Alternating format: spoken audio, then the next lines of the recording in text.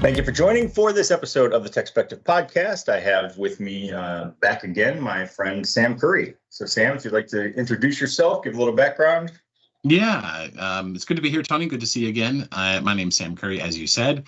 I am VP and CISO at ZScaler. I'm also a fellow at the National Security Institute. And over the years, I guess I've touched all parts of security and worked for some big brands and been a CTO, a chief product officer, a chief security officer. Also done bottle washing. I think I've worked in cafeterias. I joke about that, but we're not above any tasks, right? So it's been a great career so far. Well, and yeah, I would say that having that variety of tasks, having the diversity of background adds to your current role. I mean, it gives you different perspectives. It gives you different experiences to play from so that you can relate better to the people that you're working with and for. Yeah, I read an article in Harvard Business Review a long time ago, and it said the best way to do well when you get ahead, to really succeed, assuming you want to get ahead, assuming what you want in the classic sense, that you want to hit, say, CISO as a level or a C-level job, isn't to go straight for the brass ring, so to speak. It's in fact to go laterally. And the reason for that is, in order to succeed when you get there, you need that breadth of experience, right? And most of us, by the way, the biggest problem in cyber, I've said it a few times, is this gap between the security function and the business. It's because we're seen as cyber people first and foremost, and we're not seen as business people. So what should we do? We should be gaining as much lateral experience as we can so that we turn up at the C-level and we're a business person and we understand innovation and R&D and infrastructure and so on, rather than, hey, I'm Sam, I'm a cyber guy. I'm here to do the cyber thing. That's not as interesting as somebody who's there and knows the core business or has got that breadth of experience. And so, yeah, you're right. What we need is Renaissance people who are also deep. And that takes time, and that takes doing other things. Well, I was going to say, there's not a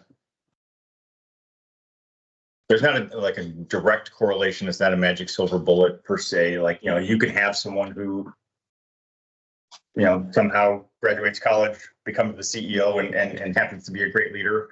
And you can have someone who worked their way up through the ranks and turns out to not be such a great leader. But in talking about that, it reminded me of, when I was in the Air Force, and, you had people who had initially enlisted as non-commissioned officers and kind of worked their way up, and they were, sergeant, tech sergeant, whatever. And then they say, hey, you know what? I'm going to go to OTS. I'm going to be an officer. Mm-hmm. And in general, I think, if we make a broad stereotype, in general, I feel like those people had more understanding. They had a better relationship with the enlisted because, they knew what we were about. They knew where we were coming from. They had the perspective of what we do, as opposed to someone who just graduates college, goes to OTS, and, they show up with their, shiny lieutenant bars and say, hey, I'm the boss. Yeah, it's funny. There's a new lieutenant disease very often, right? It's the I'm here to be in charge, and those guys don't have it, right? They've got that breadth of experience. They know what the roles under them are like, and it happens in the private sector too. And you can have this. I'll use the example of when people become product managers. They don't come from product management school and just turn up fully made. Sometimes they come from a business background and get dumped into it, and they have the same new product management disease. But the hard thing when you get there is to remember you don't do that old job.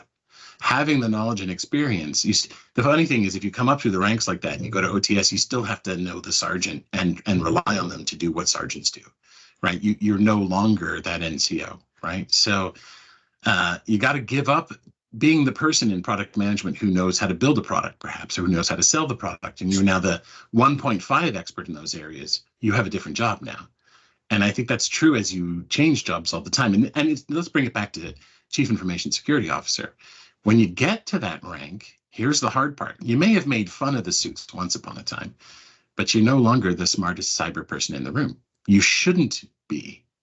You're there to make sure that other people can be. Ooh, that's a hard one. That's a hard pill to swallow. Yeah. Right? Because to get there, you had to be the smartest cyber person. Then you arrive, and now your job is to go laterally, build support, build credibility, align your team. That's a full-time job. It's a logistics job. It's the equivalent of a flag officer's job. So if you go beyond enlisted officer, now flag rank, that's a different job. And that's a hard thing for people who've been doing cyber their whole lives to accept. I know very, very few CISOs who successfully can do that job and keep their hand in the technical game, if you will, at the cutting edge. Maybe 2 or 3. And frankly, you shouldn't. Well, that's I think very good insight. I'm related, and I'm gonna bring it around to the topic I actually want to talk to you about. But related to that, I think I've seen a couple things in the past year and in recent years. Just talking about cybersecurity in general, and getting into cybersecurity, and people asking the question about, okay, well, do I have to have been coding since preschool?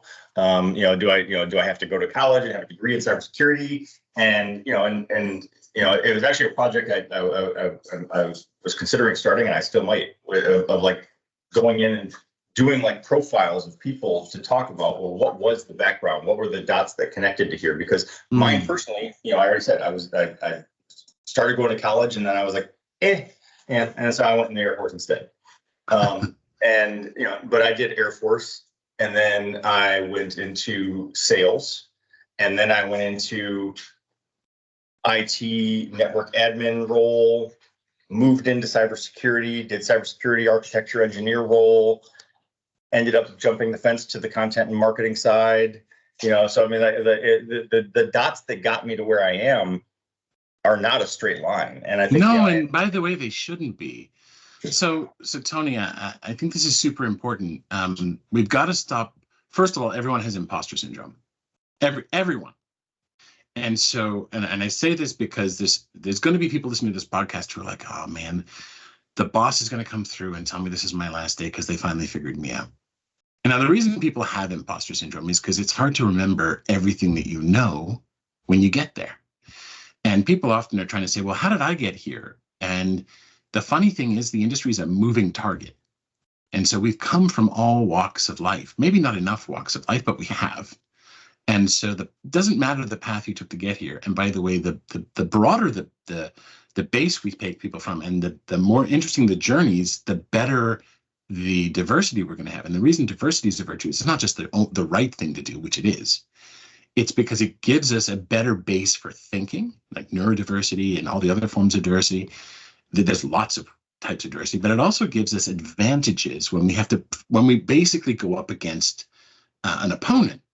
They are diverse by definition. How are we going to understand their thinking and their tools? How are we going to have the best options and take advantage of it if we don't have that diversity and experience and origin and life, right? So, and I'm not preachy here. I'm saying, well, I'm trying not to be. It may come across that way. What we have to do, though, is get over what's the path. I get asked all the time, so Sam, how did you get here? How do I get to be where you are? And I go, don't do what I did. Because when I did we didn't use the word cybersecurity. There were no certifications bar 1 or 2.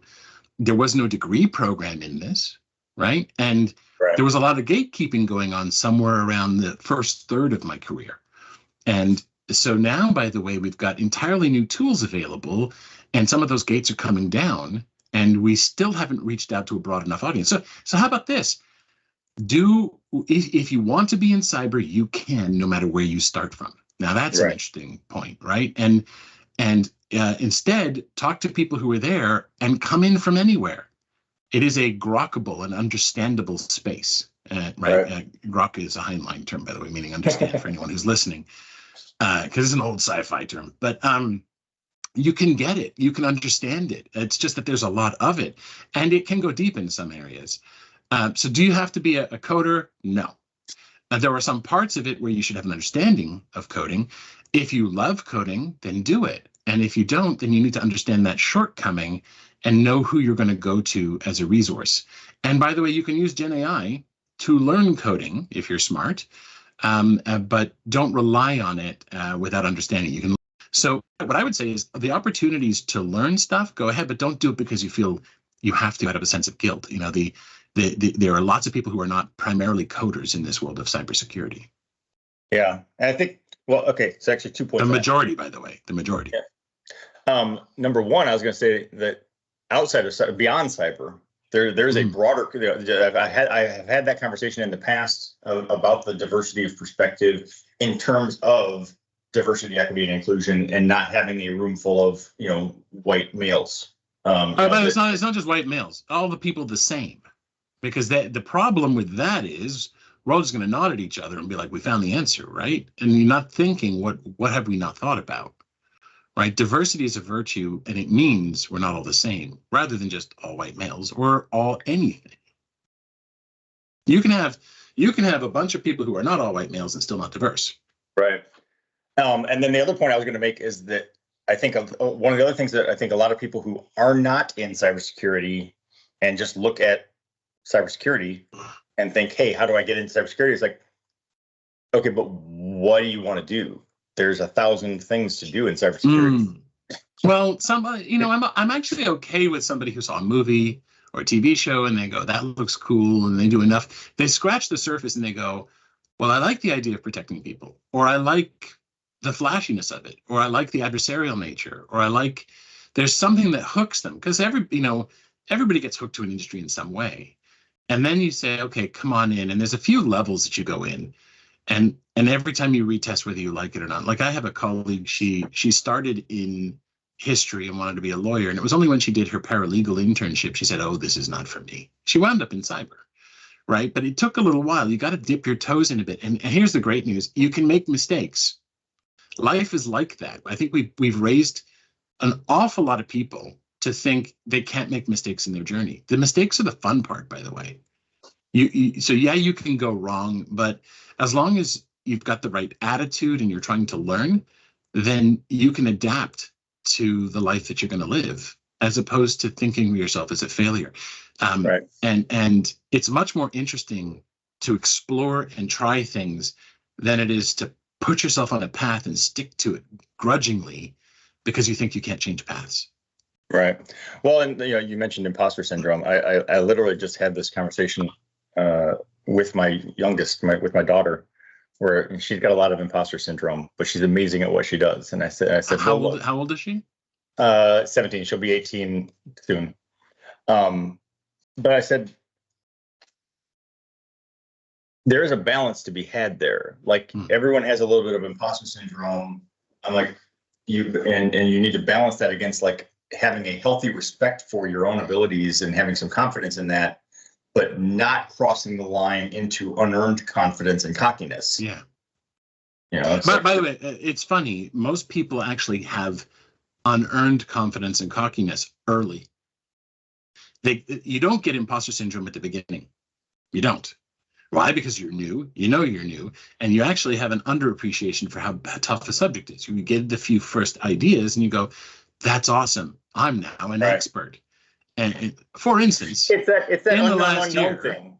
Yeah, it's you don't know the unknowns. And in the last year, I've heard so many people say, well, I'm an expert in LLMs and Gen AI. And I'm like, actually, I know you're not. That's the sad thing. But it's okay. They're beginning to understand that. And I don't mean that in an arrogant way. It's just that it's the first time you're exposed to it, everybody gets cocky and overconfident. It's when you start to suffer imposter syndrome, I begin to have trust in people because they finally understand the magnitude of what they don't know. Right. And actually experts, like if you talk to a physicist with a PhD in physics, unless they're an egomaniac, most of them will understand just the magnitude of the problems they don't understand in the universe. And if you say, hey, what don't you know? They'll go, a ton of stuff. And you happen to know they're a PhD in physics, right? It's like the Socrates quote of I'm the wisest man because I know that I don't know anything. Yeah, that's right. And you should be able to reduce things to simple explanations. Some things aren't simple, but you should be able to find analogies, which can be dangerous. You should be able to explain things in ways that can be understood. It's a difficult thing to do. That doesn't mean make someone an expert, right? You should be able to take a complex idea and explain it enough for somebody to be able to work with it. And this is what we do in cyber at the C level. look, I don't need to make a CFO into a cyber expert. By the way, I've known two who became them. Both of them, by the way, were physics majors to start with. So they were no dummies. So don't talk down to them. And it's a really hard social skill to understand how to talk to someone and simplify something without making it seem like you're talking to them like they're a 5-year-old. Right. We should learn that skill, by the way. And I would say, by the way, in the future, we have a brand new need for, brace yourself, the liberal arts, right? For power skills, what used to be called soft skills, how to communicate, in particular, empathy. But we also need things like ethics. We need things in philosophy, logic. We need things like linguistics. We need things like sociology and psychology more than ever because of the impact technology is having on our lives. I don't just mean in our business. I mean, the technology changes coming out changed the way we're living, and too many of us ignored those subjects. I speak in the first person plural there. Too many of us collectively are doing things without thinking about what's the impact and how do we handle that. True, fair. You mentioned Gen AI, and you talked about the LLM. It seems like we can't avoid it. Yeah. The LLM experts. And I have kind of a funny story about that. Like, so when I got into not when I got into IT, I had a network admin job or whatever. But when I interviewed at EDS, which no longer exists. But when I interviewed at EDS, I sat down with the hiring manager, and she said, "Well, what do you know about Microsoft Cluster Server?" And I said, "Nothing. Like I've never heard of it." And she's like, "Ooh." And I said, "Well," and this was the interview was like on a Thursday. She's looking at a sheet with a box on it. She wants to put an X or a check in, right? Yeah. Well, and I said, "Okay, nothing." I said, "But if you give me till Monday, I'll work it out." Mm-hmm. Like I'll That's go the do right. the research. That's the right answer. Yeah. I'll go do the research and I'll know it. And she said, "All right," and she ended up hiring me to be the cluster server guy at EDS. And so, like, I had Is that why it didn't work for a while? Is that I had to dive in, learn this stuff, and then we were deploying my Microsoft Cluster Server systems in General Motors plants and stuff. And within 2 weeks, I had people in EDS calling me from like Japan, saying, "Hey, we heard you're the cluster server expert." And you were by then, by the way. At least, and by the way, you knew enough to have some confidence and be, "Oh God, what am I going to do?" Right. Well, but the thing is, that was this like eye-opening moment for me of, oh, the line between I don't know anything and I'm the expert is razor thin for some things. Like the fact that I know more than you makes me the expert. And that's kind of where I feel we are with LLM and generative AI. It's like you can be the expert just because you know what the L and the M stand for. Mm-hmm. Mm-hmm. Yeah. No. So, by the way, the reason we go to college, and you probably learned this in the military instead, in the early days, is not to. I mean, some people go because, look, I don't do neurosurgery. I don't do my own I don't do my own taxes after a certain point because they get too complex, right? Just I don't. There's some things I don't do anymore because they're hard, and you go to school to learn those things, right? Like you get a chartered accountant, you get a neurosurgeon, etc., right? But the real reason, besides those skills that you pick up for a profession, you go to college is to learn how to learn.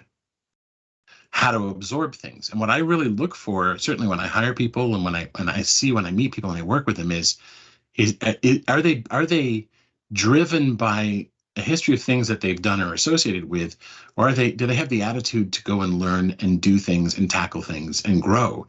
I hire attitude over skill in many, many, many instances. Look, I love both, right? But if I'm faced with somebody that has the wrong attitude and the right skill set versus somebody who has the right attitude. If somebody had said to me, "I don't know, but I'll know by Monday," they would have a job offer Monday before they even turned up, probably. I mean, unless they were BSing, right? I'd check that first. It would be waiting for them. That's the right approach. And I have much more confidence and faith in that than I do in somebody who's like, "Yeah, I'm an expert in that," and then turn out to be a horrible human being, right? Yeah. Well, and I mean, again, it's a digression, but like that was I was very much on that unearned confidence, cocky side of things, as you said early on. Like, like when I was in the Air Force, I got to tech school, and I volunteered to be a ROPE, one of the student leaders. And so, like, I'm the person who marched our group to and from class. And, I was the authority figure of our little group. And we were like the hall monitors of the dorm kind of thing. Mm-hmm. But I'd only been doing that for like a week and a half. And there were people who'd been there for months, who had been doing that and were higher than me. And I'm in the parking lot, and our captain was walking across the parking lot, and he stops me and he said, "Hey, who's the best marcher we have?" And I said, "Me." And he's like, "No, seriously." He's like, they just started a new thing. We're going to have like a base competition where it's like going to be our squadron against other squadrons. We're going to have this like little march off. Like, who's the best? And I said, "Me." And he gave me the job. I won the competition. Nice. But and then when I went out of the Air Force and I went into sales, and when I showed up in Michigan and went and applied for IT jobs, I had no college degree. I had no actual tech background. I mean, I've been using computers since I got a Commodore 64 in, 6th grade or whatever. So I knew computers inside out, but I had no actual track record to go on. But again, I did the interview, and the guys, and he's like, "All right, well, what do you know? What do you know about this, or what can you do?" And I'm like, "I got it. I can do it all." And and he took a chance on me. I said, so like throughout, I have like these milestones throughout my career hops of people just taking a chance on. Yeah, but when you have when they sort of shouldn't, based on the what they know. But you have confidence in your ability to tackle new challenges, but you also have a set of systems, I think, right? Today there are other ways that people tackle this, and you've probably evolved to use modern tools for this, but you probably had ways that you went and did your research. You probably had ways that you observed from social skill perspective. How are people marching? What are the social dynamics in this group? What gets rewarded? What doesn't get rewarded? And you probably picked up on them very quickly, very astutely. Now, that's knowing yourself. And you probably knew when to do it and when not to do it, even if it was intuitively in the early days. A lot of folks don't necessarily have that intuition, but they can develop it. But they got to be leaning into it. And it requires self-examination, right? The life that's really worth living is the one that you're really paying attention to and examining, not for self-congratulation.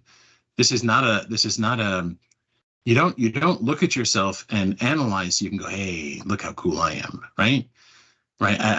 So I did a presentation for Microsoft to their product management group. They asked me, because I was in product management for a long time, if I would do this. I said, "Yeah, on the condition that I only talk about my failures."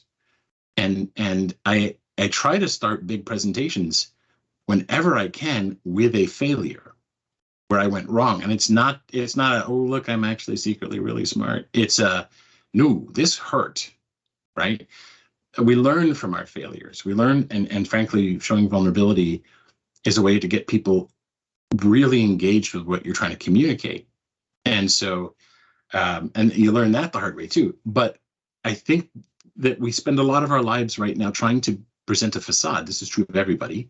It's particularly true of people in cyber who have to show that I know what I'm doing and I can protect you. And we're terrified of having no answer. And one of the best things you can do, I think, as an executive, it's something I look for. When I'm interviewing people, I look for this, especially when I'm interviewing executives, is, can you ask for help?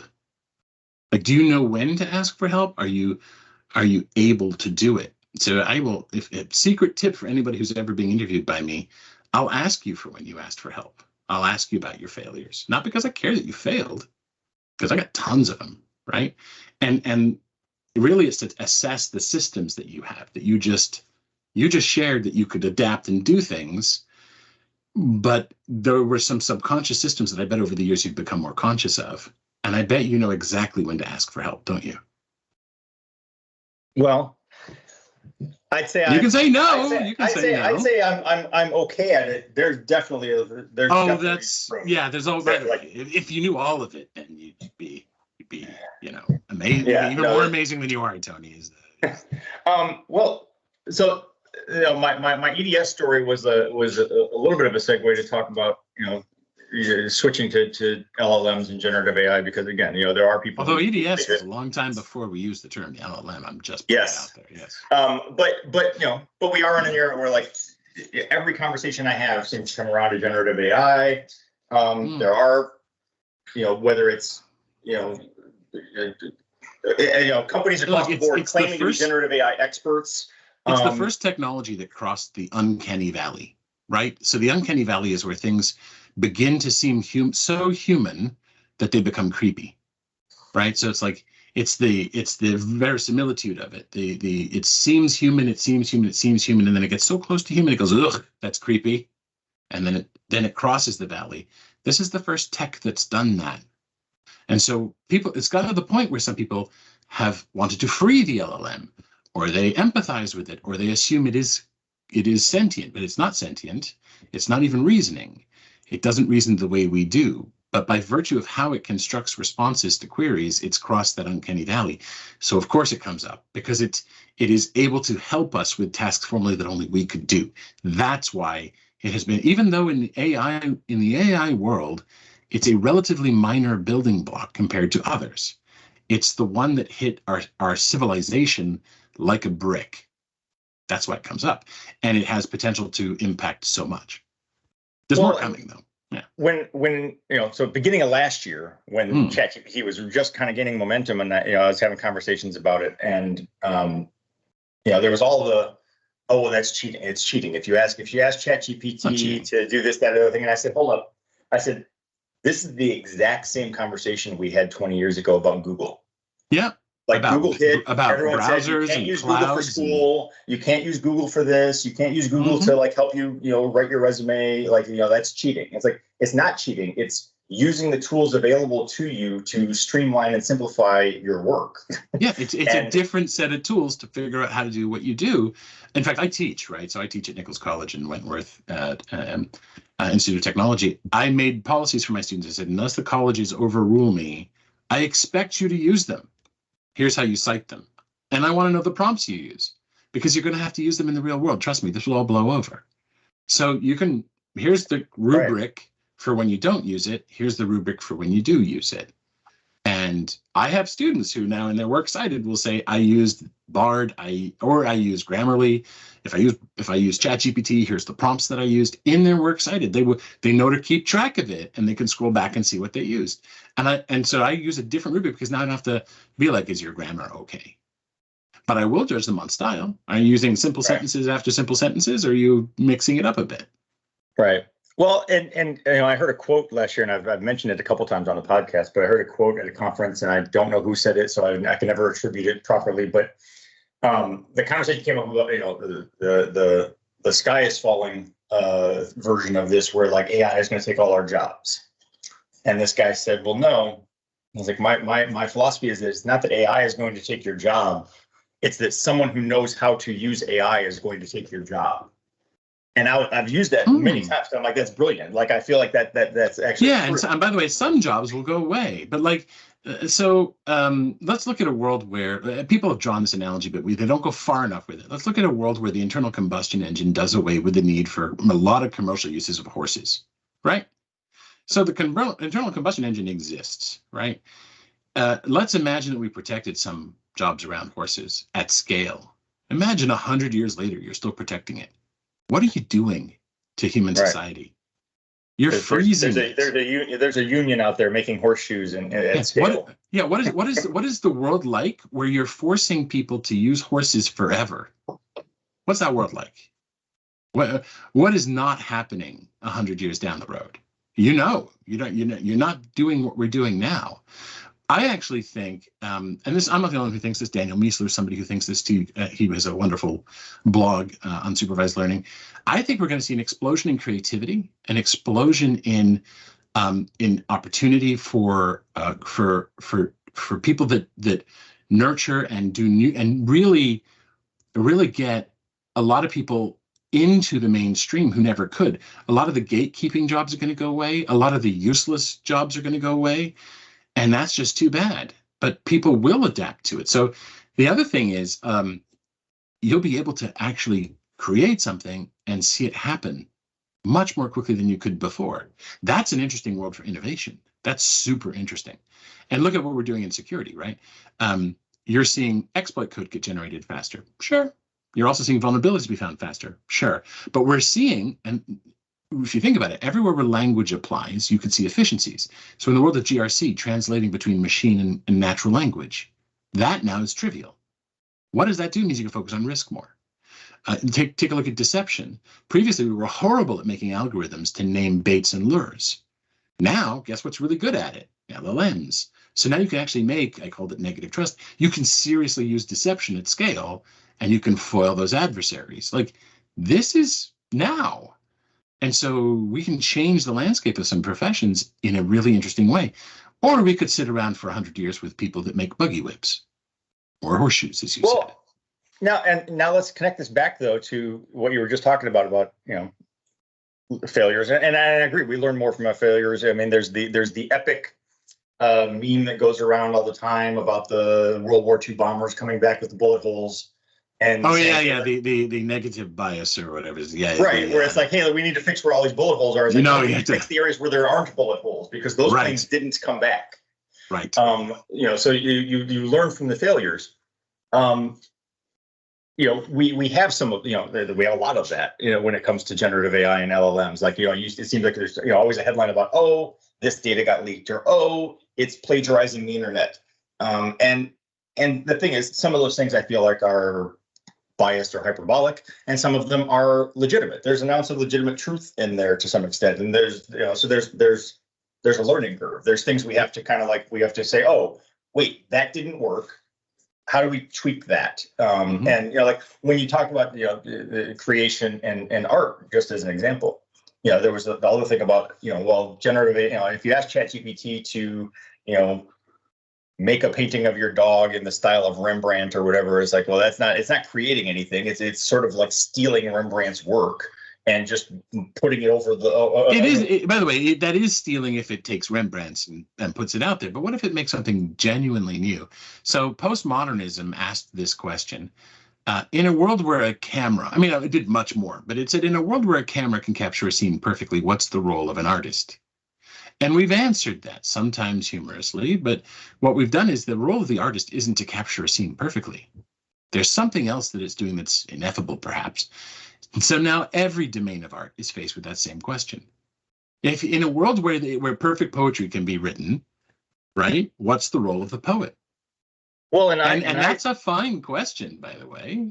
In the same way, agreed. And in the same way that I've told people, like, look, ChatGPT is just the new Google. It's a new revolution, or generative AI. We use ChatGPT like we use Kleenex for tissue or Coke for soda. But generative AI is the new thing. And I said, right now we're having this whole debate about, is generative AI art stealing from artists? But I'm like, if you fast forward 5 or 10 years, it's just going to be its own genre. Like, I guarantee you, like being a generative AI artist is going to be a new medium. Yeah, just like being a prompt engineer now. And by the way, I also have a rubric from when I teach students who are in computer science. I don't accept spaghetti code, and I want good commenting, right? And you should modularize this stuff, because guess what? You can use the actual generation of code, depending on the language, is now trivial. You need to understand it, just like you need to understand if you're writing an essay, if it's hallucinating, and you need to make sure the libraries really exist and it actually compiles and runs, right? You need to make sure it's secure. That you're going to have to do, at least for now. Well, and that's at least we're in its current iteration, or at least in a recent iteration, because it's a constantly evolving field. But midway through last year, I did an exercise on ChatGPT where I asked it to write. I said, "Hey, write an article about this, and I want you to include quotes from known experts, and I want you to cite sources and links." And it did all of these things. And if you just took it at face value, you'd say, "Oh, this is a halfway decent article. It's got a quote from Sam But Curry. then you checked it. It's got right? a link to this." And then Oh, I it quoted me. now You're in trouble. Yeah. Well, so I went and I saw whoever it quoted. It was somebody I knew. It was a known person. But I went and Googled the quote, and I'm like, that quote doesn't exist.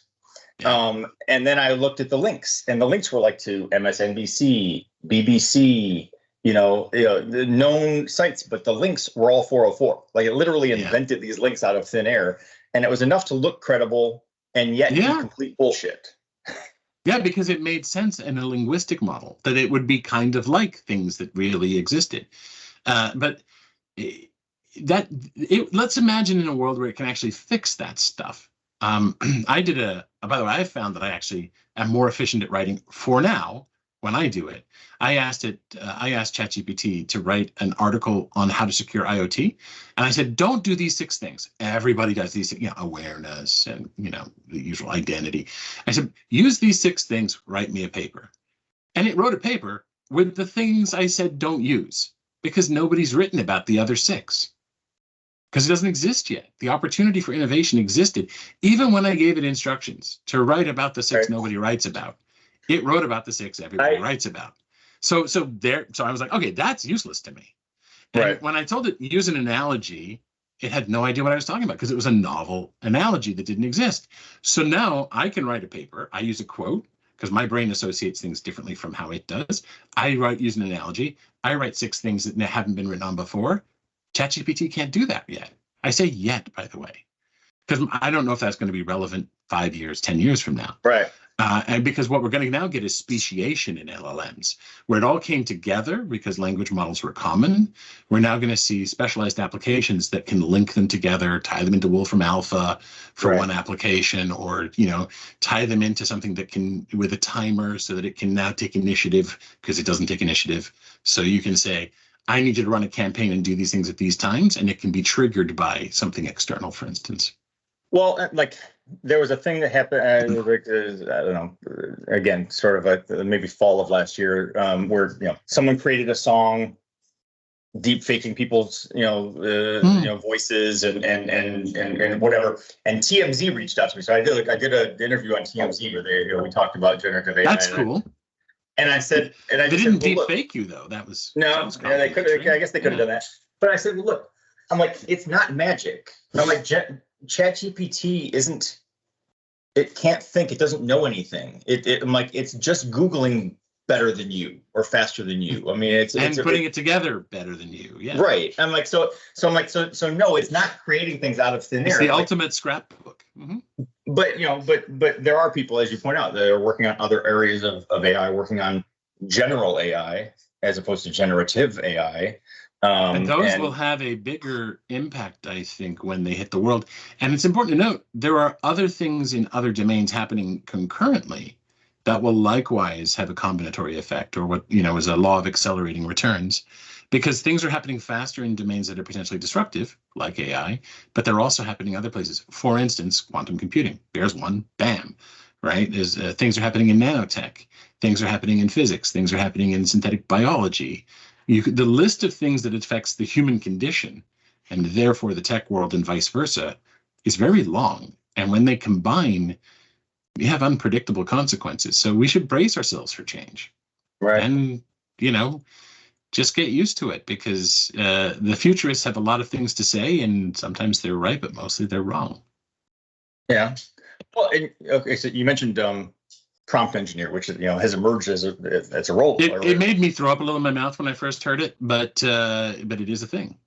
Well, and again, drawing the comparison to the advent of the Google era. Mm-hmm. Google is there's search engines, but I'm just going to use Google. But we don't have search engineers, just to be clear. I mean, we have engineers who work on search engines, but yeah. But a search engine is a powerful tool, or it can be. It has access to all of this information, but what you get out of it is a function of your ability to form the query. So there are people who are good at Googling they can things, do and there are people who are bad yeah. at Googling things. And the same thing is true with generative AI. Like, you can prompt ChatGPT this way and you might get shit output. But if you learn how to craft the prompt better, you get better output. Yep. By the way, this is super important. When you get married, right, or you have a significant other, a partner, you actually begin to outsource functions to each other. One of you remembers dates, right? One of you does certain things in the relationship. And if you're unfortunate enough to have that person pass away, you not only suffer grief for the loss of the person, but you now have to take back the outsourced functions. The same is true with technology. So like I used to be really good. Everywhere I drove, I could always get back there. Now that I use a GPS, it's no longer true because I outsourced to the GPS the ability to get somewhere. The same is true with Google, right? So I learn something and I don't have to retain it. My brain doesn't bother with some of it because I know the path to go get it. Just like our conversation earlier, how do you have a means of going to learn things? Google is now sort of like an outsourced component of my mind, right? It's like a peripheral that can plug in. The same is going to be true of AI. All right. There's people who are going to come up and they don't need, just like we weren't allowed to use calculators when we first started, right? But now they're a required component for students. You learn to do the math and then you're allowed after a certain grade to use a calculator. And yet you're compelled to use one. You don't have time to slow down to do that stuff. Well, right now, it's the same thing will be with AI. Right. I was going to say, right now we're in that era where it seems like cheating. Because it seemed like cheating when I snuck a calculator into right. Right. Well, it seems like cheating because the education system or the work environment, whatever, also has to adapt and evolve. Like you mentioned, like I would say you are on the very bleeding edge when it comes to faculty, because I think most are still fighting like don't use ChatGPT. So the fact that you accept it is step one, but then it's also then saying, okay, well, with that understanding, now if I expect you to use ChatGPT, now I'm going to change what I'm looking for on the output. I'm going to raise the bar. I'm going to look for different things.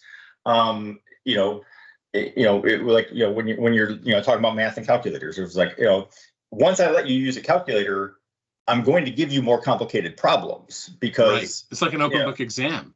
Right. And I've always said, like when it comes to Google, when people say, well, you shouldn't Google things, I'm like, well, no, I expect you to Google things. And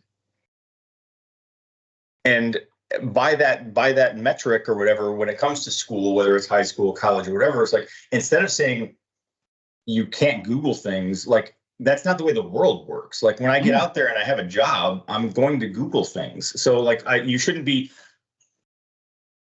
like measuring my performance in school based on this arbitrary metric of a non-Google world. Yeah, when you do a degree, a bachelor's and master's, you write a research paper, basic assignment. Write an APA paper, 2-3 pages, using 3 sources. In the old days, you had to go to the library, find the books, write out your APA work cited. Now, you go Google it. You can write many of them more quickly. You're right, by the way. People used to say, oh, the day of academic papers is over. But that didn't happen, right? We got exponentially more academic papers. They don't always reference what they should do proper literature checks. But I was going to say, where it stands right now, if you went and asked a generative AI model, ChatGPT, Bard, whatever, and said and tried to get it to say I want you to write a research paper on this. That would almost be it would be as much or more work. It would just be different work because now you've got to go validate and verify everything it said before you turn that paper in. Yeah, and so what I found is very often if you don't have enough memory tokens, or even when you do, the work that you have to do to validate the work, to check it, to make sure it's correct, you're just shifting the work you're doing while producing it to a different class of work. But it is helping you with things, and it can help you learn things faster. And just like with the calculator, you still have to learn the math at some point, and then you can bring the calculator in. That's super important. If you never learn the math, you don't get to the higher function stuff. And that's super important. By the way, the other thing that I'll emphasize, I passed over it really quickly. The reason I think linguistics is important is something called the Sapir-Whorf hypothesis. And that is the hypothesis that says how you speak affects how you think. And we are in a world potentially where if we always have something doing translation for us, we will stop wondering how the other thinks. We will think everybody thinks like we do because it sounds like everybody speaks like we do. The universal translator will stop us being curious about other cultures and modes of thinking. So linguistics still matter, and learning other languages still matter. Don't just rely on a translator. It's a great tool, but again, you have to know how to do the math before you get the calculator. Yeah.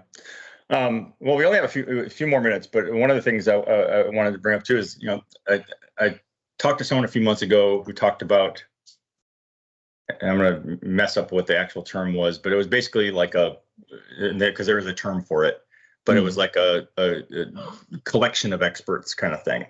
And the idea was ChatGPT is trying to be too big. It's too big to say that the internet is my data set. That if I have a data set where I say, hey, this generative AI model just knows about how to fix cars. This generative AI model just knows about how to make the best souffle. Yeah, no, so you have you have something that's an expert in a specific subject, and then you have an overlay AI that knows, okay, this is a question about cars, I'm going to go use this one. This is a question about souffles, I'm going to go use this one, as opposed to trying to be a master of all. Yeah, this is a normal evolution, by the way. So this is when I said that we're going to have speciation in large language models. This is what I meant. And by the way, the things that they plug into, Gartner would call this a hype cycle. But everyone gets all frothy and excited, and then they get kind of like, oh yeah, whatever, we've seen this, been there. And then I guess that plateau of productivity is what in Gartner speak it would be called, right? And that's when it's probably a little boring and actually producing value. And that's frankly where you start to plug the tools in as cogs in a machine that do a function. And that's where you can tune them for that function. And when I say speciation, it's natural selection, even if it feels unnatural.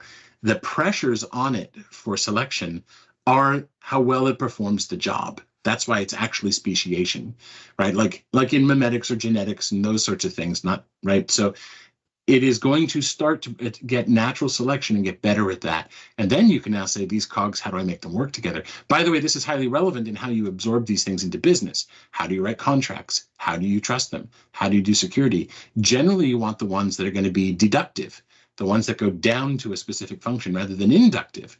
Give me all your datas and I will tell you big things. I in security do not generally trust, from a security or privacy perspective, large pulsating brains that can do everything. I really like the ones, especially when you take Gen AI in particular and LLMs that say, I'm going to do this thing.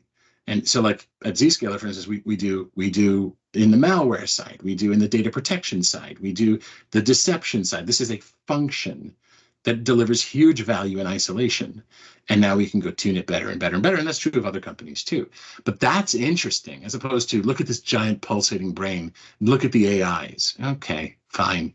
That's not interesting because now where does the data go? What are you doing with it? Who sees it?